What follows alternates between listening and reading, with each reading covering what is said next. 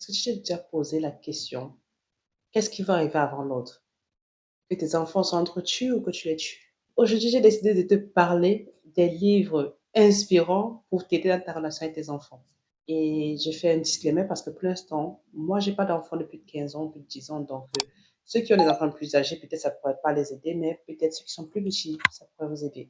Donc, le premier livre qui m'a beaucoup aidé et que j'ai lu en premier, c'était donc ce livre-ci, Sibling Without Rivalry, parce que quand tu as au moins deux enfants, ou trois, ou plus d'enfants, au moins deux enfants, déjà tu sais qu'il y a une concurrence qui se crée entre les enfants et tu dois savoir donc comment gérer cette concurrence sans léser l'autre.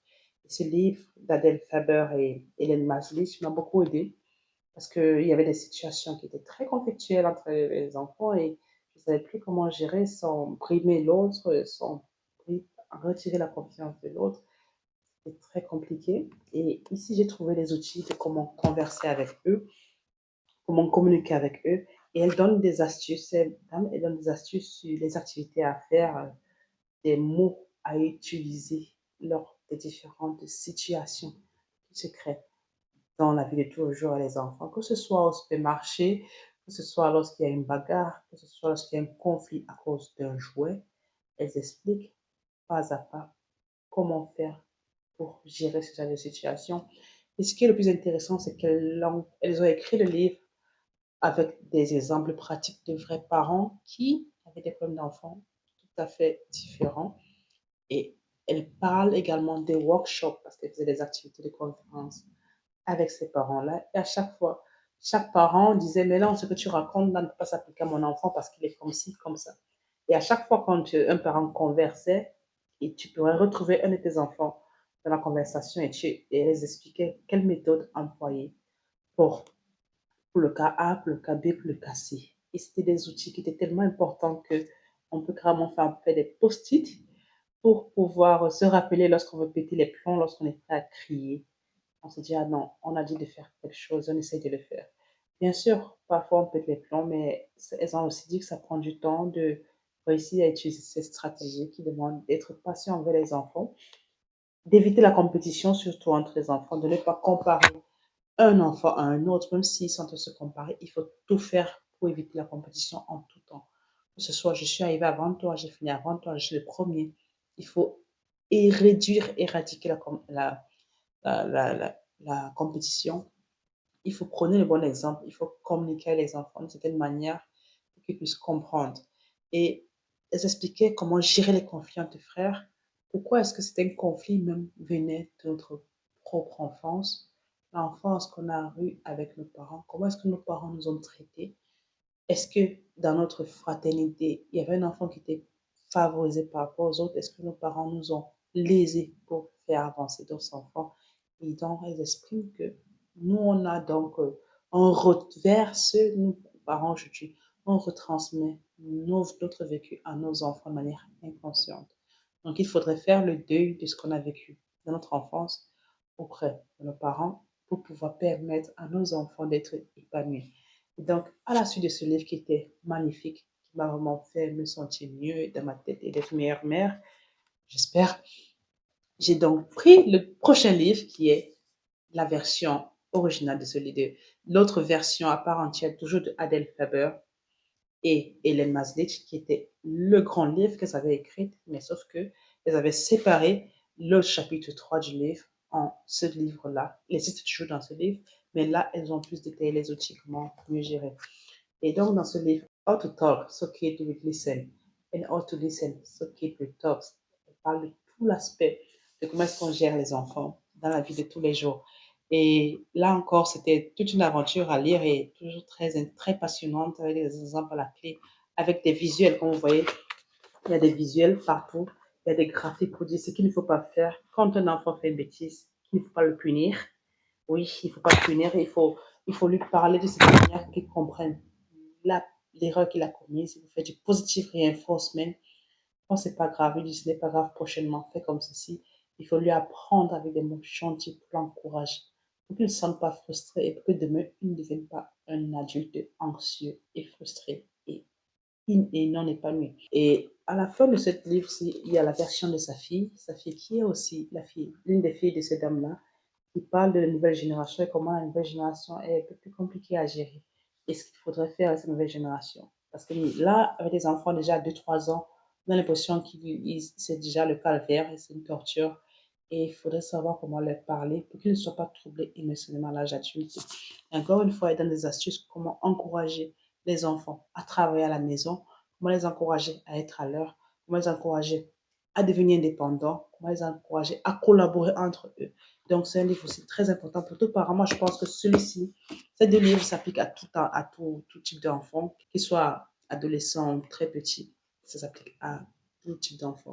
Donc, ce sont des livres moi, qui m'ont beaucoup aidé. Je pense que ça pourrait aussi vous aider à sortir des problèmes si vous en avez actuellement avec vos enfants. Et là, ça, c'est un livre, encore un autre livre, c'est On est la TNT, qui est écrit Quand l'amour devient clé. Ben, quand on lit ce livre, on a l'impression, quand on lit le titre, on a l'impression que c'est juste un livre pour la relation familiale entre le père et la mère ou le mari et la femme. Mais non, c'est 30 principes pour une vie de famille sereine et équilibrée. Donc, elle parle en gros de la relation entre les parents, mais également la relation entre les enfants. Et s'il y a des petites questions que moi, ce qui m'a plu, c'est qu'il y a des questions qui permettaient de comprendre ce dont l'enfant avait besoin de se sentir épanoui. Et pareillement, qu'est-ce qui lui manque, qu'est-ce qui lui fait défaut, qu'est-ce qu'il penserait qui serait meilleur à ajouter de la maison. Et quand j'ai eu à poser ces questions à mes enfants, j'ai eu des retours, j'étais surprise parce que les questions étaient un peu complexes pour moi. Mais bizarrement, ils ont répondu. Bizarrement, ils ont su savoir quoi dire. Et j'ai su ajouter ces éléments de mon mieux. Bien sûr, c'est pas parfait tous les jours, mais au moins, ça donne des clés, encore une fois, pour avoir une vie de famille sereine, pour avoir une vie de famille épanouie, surtout quand on est étouffé par tout ce qui se passe actuellement autour de nous avec les informations et tout. Donc, ça, ce sont les 3 livres que j'ai lus d'abord. Et après, j'ai trouvé d'autres livres pour les plus petits maintenant. Là, je pense que ça s'applique aux enfants de moins de 10 ans. Moi, parce que mes enfants ils ont moins de 10 ans. Là, c'est des livres pour comment se faire des amis pour les enfants. Si j'ai des enfants à l'école primaire ou à l'école maternelle et qu'ils sont frustrés parce qu'ils ne savent pas comment se comporter ou comment réagir lors d'une situation des enfants, forcément, je n'ai pas les mots adéquats pour leur expliquer comment se comporter avec tel enfant qui a réagi comme ci ou tel autre qui a réagi comme ça. Donc, je ne savais pas quoi dire, je ne savais pas comment les renforcer en termes émotionnels, comment les outiller. Et ce livre-ci, Comment se faire des amis, m'a déjà beaucoup aidé parce qu'il y a des histoires inspirantes de plusieurs enfants, de situations qui se passent à l'école, comment est-ce qu'on doit réagir, la tolérance, la persévérance, la détermination, la patience, le courage. On parle de plein de choses, comment les enfants doivent se comporter avec d'autres enfants et on les explique avec des tâches à faire durant la semaine et qu'est-ce qui les fait de la peine aussi. Donc, c'est un livre explicatif et intéressant pour tout enfant qui soit vraiment très jeune, les enfants de moins de 10 ans qui ont des problèmes d'émotion à l'école, qui ne savent pas comment s'intégrer. Et même s'ils se sont bien intégrés, comment permettre aux autres de s'intégrer parce que ça promeut aussi l'empathie, le partage, la collaboration avec les autres enfants. Donc ça, c'est un livre aussi très bien. Et vous avez vu, c'est une série de livres en fait. Il y a les mêmes collections de livres. Et justement, j'ai pris un autre livre, la même collection, qui est le stoïcisme. Oui, je sais. Je fais trop, un peu trop, je sais. Mais le stoïcisme, c'est vraiment pour les faire comprendre les règles de la vie, pour les faire comprendre l'importance de certains aspects de la vie qui les rendront meilleurs demain. Je ne vais pas attendre qu'ils aient 15 ans, 16 ans, 18 ans pour leur apprendre l'humilité, l'importance du respect, du courage, l'importance de la gratitude. Il faut des éléments qui puissent les permettre d'être zen déjà en eux. Et moi, j'ai décidé d'utiliser des livres pour leur raconter des histoires à leur niveau. Et ces livres, ils sont très bien parce qu'à la fin, il y a même des questions qu'on pose à l'enfant, lui demande est-ce que c'est chapeau par rapport au courage, qu'est-ce qui s'est passé, pourquoi est-ce que l'enfant avait peur, comment est-ce qu'ils ont pu surmonter le problème, qu'est-ce qu'il faut faire, est-ce que tu as observé ça dans ta vie. Et ils répondent, bizarrement, ils répondent. Et ça leur donne des outils justement dans la vie de tous les jours. Ils se rappellent de l'histoire parce que c'est une histoire, donc elle reste gravée dans la mémoire. Et ils trouvent ça, ça les apaise le jour qu'ils ont le problème. Ils se rappellent de l'histoire, ils peuvent en fait réagir de manière adéquate. Donc parfois on n'a pas les solutions. Moi j'ai trouvé que j'ai trouvé les solutions dans les livres sur ce genre de livres et j'espère que ces livres-là pourront également vous aider si vous avez des enfants et qui pourront vous aider à être des meilleurs parents et donc de former mieux vos enfants. Voilà. J'espère que vous avez apprécié la vidéo. Si c'est le cas, voudrais-tu me faire une faveur?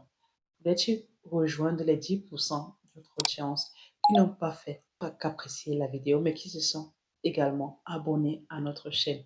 En vous abonnant à notre chaîne, vous nous permettez de grandir. Cela nous aide de manière incroyable, puisque vous ne pouvez imaginer. Permettez-nous de grandir et en contrepartie, je vous promets de vous fournir des vidéos de meilleure qualité, des sujets plus inspirants et surtout des meilleurs invités. Merci, abonne-toi, c'est gratuit.